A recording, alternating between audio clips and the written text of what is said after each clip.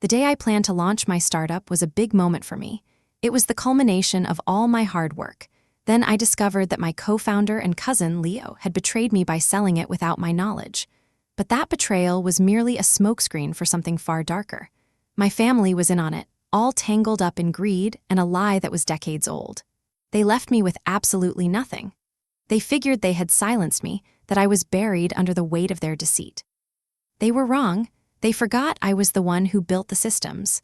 I knew where all the digital bodies were buried, and I was about to start digging.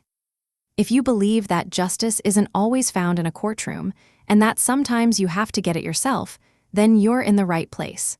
This is the story of how I took back what was mine, piece by painful piece. It all started with a dream, a simple dream between two cousins who grew up more like siblings. Leo and I were a unit. In our family, he was the sun, and I was the planet that quietly orbited him.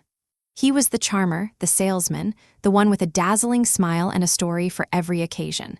I was the builder, the coder, the one who found peace in the clean logic of an algorithm. Together, we were supposed to be unstoppable. Our startup, ConnectSphere, was my baby. It was a platform designed to create intuitive and secure digital communities. I poured 5 years of my life, every single ounce of my soul, into its architecture. I wrote the first line of code in my dorm room and the last in our polished Austin office, a space we got after a grueling year of pitching to investors. Leo was the face of the company. He was magic with people, spinning tales of future success that made venture capitalists open their checkbooks. I was the heart, the engine that made it all run. I trusted him with my work, my dreams, and my future, and that was my first mistake. Launch day was supposed to be our victory lap. The air in the office was electric. We had a countdown clock on a huge screen, a champagne tower waiting in the corner, and a live feed of our user signups ready to go. I remember walking through the office, seeing our small, dedicated team, and just feeling this overwhelming sense of pride. We did it. We built something from nothing. Leo was on fire that morning, a whirlwind of energy, clapping people on the back, taking calls, his voice booming with confidence. He pulled me into his office around 10 a.m., just 2 hours before launch. He looked at me, his eyes gleaming. "Ava, we're on the edge of greatness," he said, his voice unusually serious. "Everything we've ever worked for comes down to today. I just want to say thank you for believing in me." He hugged me, and it felt so genuine, so real.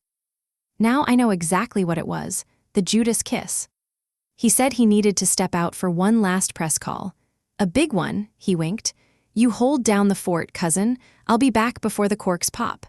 He walked out of that office, and I never saw him as my business partner again.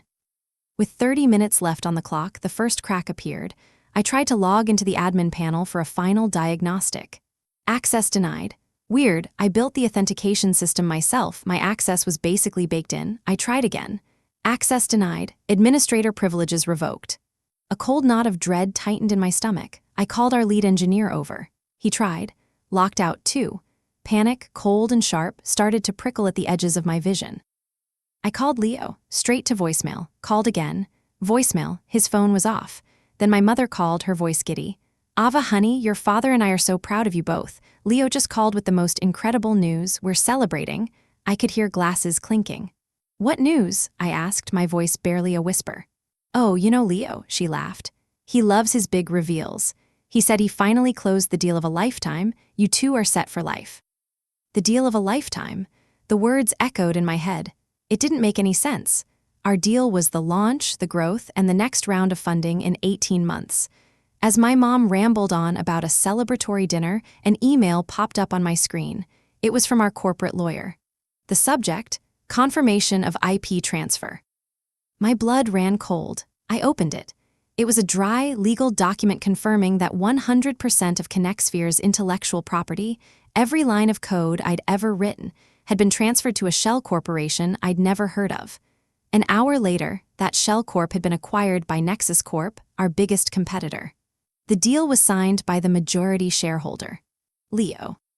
My trust in him had been my undoing. In the early days, I'd signed papers I barely read, giving him voting rights that let him do this. The document was dated 2 days ago. The press call wasn't a press call. The deal of a lifetime wasn't our launch. It was him selling my life's work to our rivals behind my back. The countdown timer hit 0. A few confused cheers echoed from the team. The champagne went untouched. My phone buzzed. A text from Leo. "Sorry, it had to be this way. Just business. You'll land on your feet." Then, the final twist of the knife. Another email, this one from our VCs. They were officially pulling our term sheet for Series A funding, citing the material change in company ownership. Of course, they were. Leo hadn't just sold the company, he'd salted the earth so I could never rebuild. I just stood there in the middle of our office, surrounded by the wreckage of my dream. I had nothing. No company, no code, no funding. That night, I went to my parents' house, expecting outrage on my behalf. Instead, I found them toasting Leo. My father clapped me on the shoulder. "Don't be so dramatic, Ava. Leo secured the bag for the family. You should be proud. He knew you weren't cut out for the stress of running a company anyway." My mother just nodded, her face a mix of pity and disappointment. "He did this for us, honey. For you, now you don't have to worry anymore." They didn't see me as a victim. They saw me as a liability that their golden boy had cleverly managed. He hadn't just betrayed me, he had conspired with them. They were all in on it. They had erased me from the story. The next few weeks were a gray blur. I felt like a ghost in life. The world saw Leo Monroe as a tech prodigy who had navigated a brilliant exit. Nexus Corp put out a press release calling him a visionary. They were thrilled to bring him on as their new VP of Innovation. My name was nowhere. I had been written out of history. My family treated me with this suffocating pity. They offered me money, my money, funneled through them from the sale, as if cash could fix a wound this deep. They told me to take a vacation, find a hobby, and move on. They just wanted me to be quiet and disappear. But in the darkness of my apartment, something else started to grow. A tiny spark in the ashes of anger. My name was on the patents. My digital signature was all over the early code. How did he erase me so cleanly? I started digging. I knew Leo. He was charming, but he wasn't meticulous. He always left a trail. I still had access to an old shared cloud drive from the very early days. He wouldn't have thought to scrub it. Digging through old files, I found a folder mislabeled vacation pics. Inside was a draft of the acquisition agreement with Nexus Corp. It was dated 8 months ago. It wasn't a sudden move. It was a long, calculated betrayal. As I scrolled, one detail jumped out. The payout was structured to direct a huge chunk of money to a holding company. A company registered to my parents. My mother's words came back to me. "He did this for us, honey." It wasn't just support. They were financial partners in my destruction. That hardened me. The grief turned into a cold, clear focus. This was bigger than a stolen company. I had to know why. The answer, I suspected, was tied to my grandmother. She was the family matriarch, a sharp woman who'd built a real estate empire. She'd been my biggest champion, the one who bought me my first computer. She passed away 2 years ago, leaving me what she called my seed capital. But the money never fully appeared. My parents, the executors, said there were complications and debts. They gave me a fraction of what she'd promised. Around that same time, Leo suddenly had enough cash to claim the majority stake in our startup. It never sat right. Now it felt like a gaping plot hole.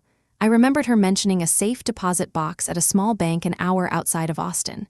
She called it her real office. On a hunch, I drove out there. With her death certificate and my ID, I asked about the box. The manager, a kind woman who remembered my grandmother, confirmed it existed. And since my father, the executor, had never closed it, and I was named as a secondary beneficiary, she could give me access. My hands trembled as I turned the key. Inside the cold metal box under stacks of old deeds was a manila envelope. Inside that, another will. Signed, dated, and notarized a month after the one my parents had filed, and it was completely different.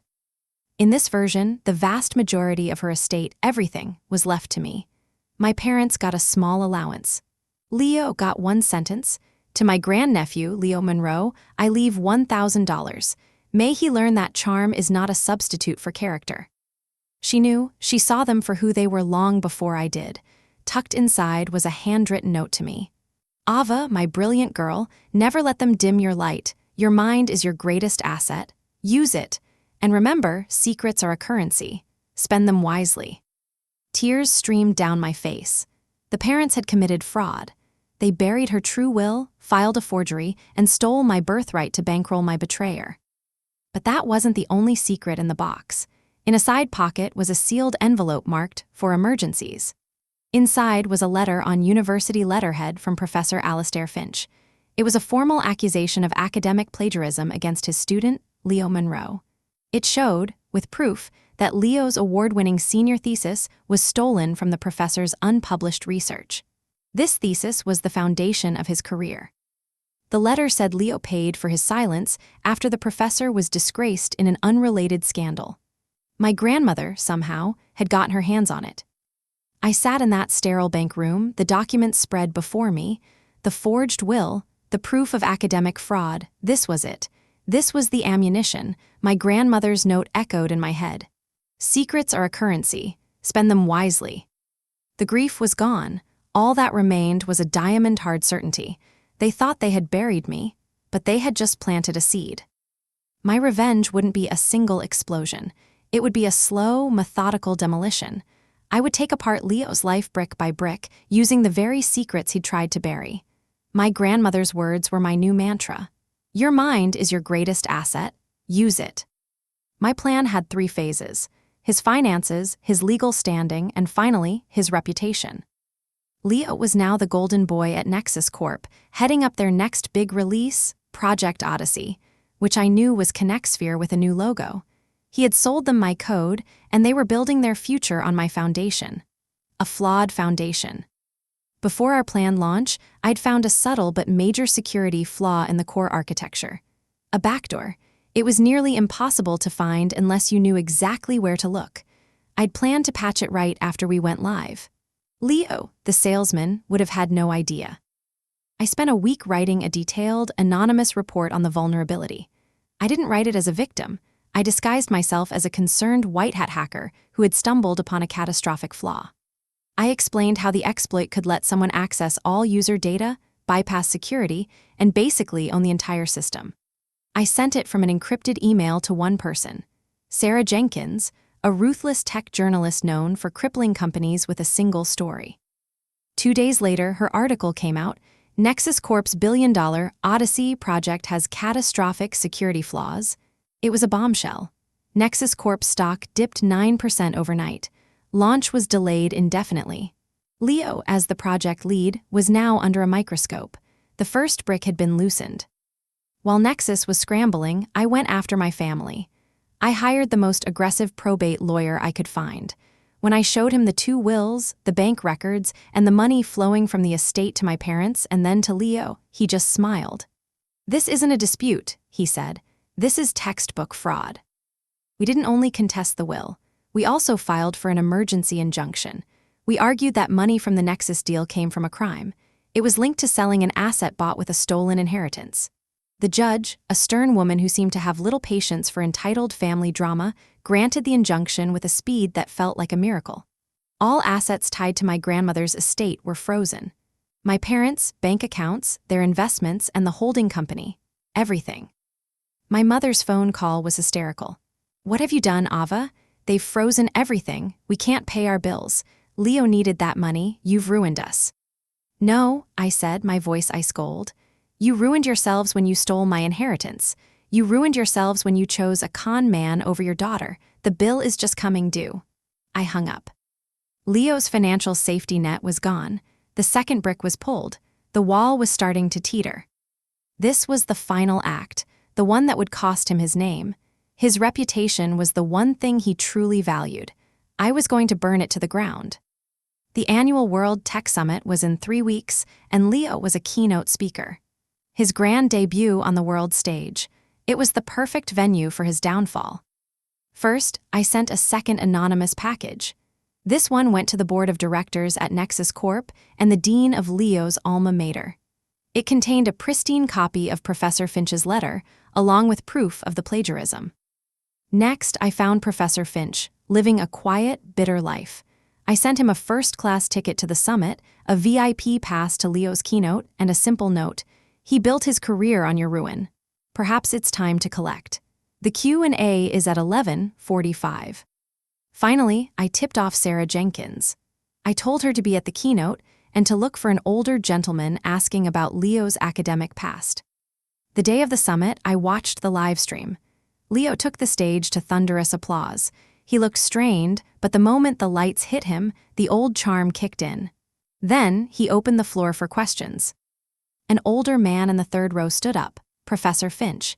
His voice was steady and clear. "Mr. Monroe, an impressive presentation. It reminds me of the flair you showed in your senior thesis. Can you explain why several chapters are the same, word for word, as my unpublished research from 2015? You built your career on that paper, so I'm curious about this." A murmur went through the crowd. Leo froze. His smile evaporated. For the first time in his life, he was speechless. He stammered, calling it a baseless accusation. But before he could recover, Sarah Jenkins's hand shot up. "Mr. Monroe, Sarah Jenkins, Tech Inquiry. Following up, my sources indicate that Nexus Corp's board is already investigating this very claim of academic fraud. Can you confirm or deny that your degree was obtained through plagiarism?" The room exploded. Cameras flashed. Leo just stood there, pale and sweating in the spotlight, looking like a trapped animal. The live stream cut out, but it was too late. #Leo Monroe fraud was already trending worldwide. It was over. His career wasn't just damaged, it was incinerated. Publicly. Spectacularly. The final brick was pulverized. The entire wall came crashing down. The story doesn't quite end there. The fallout was even more devastating than I had planned. To find out what happened next to Leo, my parents, and me, subscribe. The aftermath is where real justice starts. The day after the summit, Nexus Corp announced Leo Monroe had been terminated, effective immediately. Project Odyssey was shelved. Their stock plummeted, wiping out billions in value. The university launched a formal review and within a month publicly revoked Leo's degree. He was a pariah. No company would hire him, and no investor would trust him. As for the court case, the evidence was irrefutable. The judge voided the forged will and restored my inheritance. My parents faced criminal charges for fraud. Their social standing vanished. They were left with nothing but the consequences of their greed. They sacrificed their daughter for a king, only to find he was a jester in stolen robes. And me, I had my grandmother's legacy, but I didn't rebuild Connexsphere. That dream was tainted. Instead, I took some time, I healed, and then I started something new, something smaller, quieter, something that was all mine. Revenge is a strange thing. It's not the fiery, satisfying explosion you see in movies. It's a cold, quiet process. It cost me my family and the naive person I used to be, but what I gained was more valuable. I gained the truth. I reclaimed the story. They thought they broke me, but they only showed me what I was made of. My grandmother told me that secrets are a currency. I spent them all, and in doing so, I bought my life back. And that is a price I would pay again.